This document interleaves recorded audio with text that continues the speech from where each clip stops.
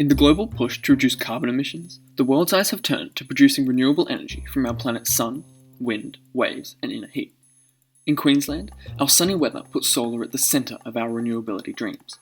Let's take a look at some of the scientific background that could make solar so alluring by 2050. The problem of supplying energy essentially boils down to two issues: how much power we need and when we're going to need it. It's also important to consider where we need it, but we won't be looking at that in this video. Let's start by looking at how much energy we'll need in 2050. According to the Australian Energy Market Operator, we currently use 50,000 gigawatt hours of energy per year, and expect to use 55,000 gigawatt hours by 2037.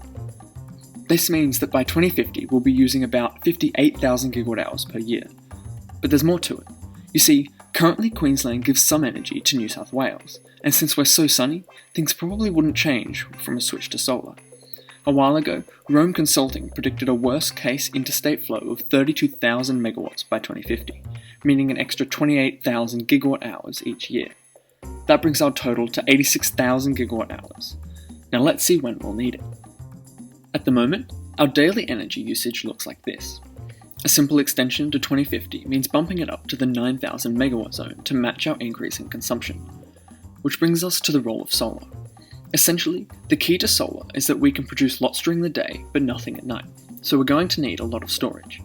As a result, the problems of how much we need and when we need it directly translate to asking how much we can produce and how much we can store. To give you an idea, the Sunshine State is not just sunny, it's very sunny. Queensland is split roughly 50-50 into two levels of solar exposure.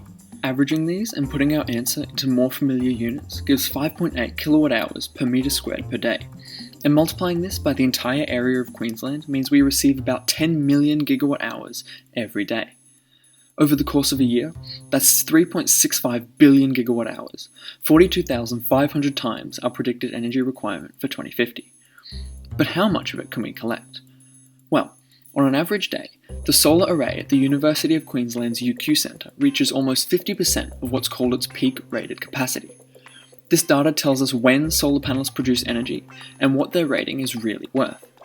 The rated capacity of the UQ array is 433 kilowatts, and it outputs 1.49 megawatt hours of energy each day.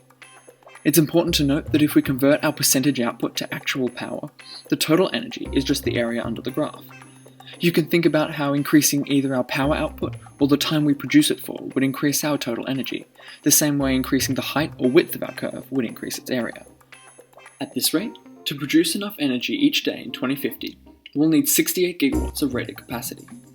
Currently, the Queensland Government has a record of just over 17,000 megawatts of potential or existing solar farms, a promising 1/4 of what's required. Even better, the Australian PV Institute says that plenty of power could exist on rooftops around the state. Many postcodes could generate over 100 gigawatt hours of energy per year, and there are a lot of postcodes in Queensland. So what do we do once we've built enough solar? Well, compared with our demand graph from before, 68 gigawatts of rated solar generation looks like this. But even with equal areas of demand and generation, we're not quite done. Where the regions overlap in green, electricity could be sent straight to households, but that wouldn't work all of the time. This red generation excess is what we would store to fill the gaps. Just like before, the amount of energy involved is the area, and it comes out to 117 gigawatt hours. Some possible storage for this includes pumped hydro, where we send water very quickly downhill to generate power and pump it back uphill when we want to restore it. We could also just build huge batteries, but that would be very expensive. In short, the sun is a powerful resource, especially in Queensland, and while we don't quite know how to get there yet, solar is certainly a future that's there to think about. Of course, predicting the future is hard, and here's just a short list of things we missed in our perfect world scenario. Thanks to everyone who allowed me or motivated me to make this project. I hope you're now just a little bit smarter.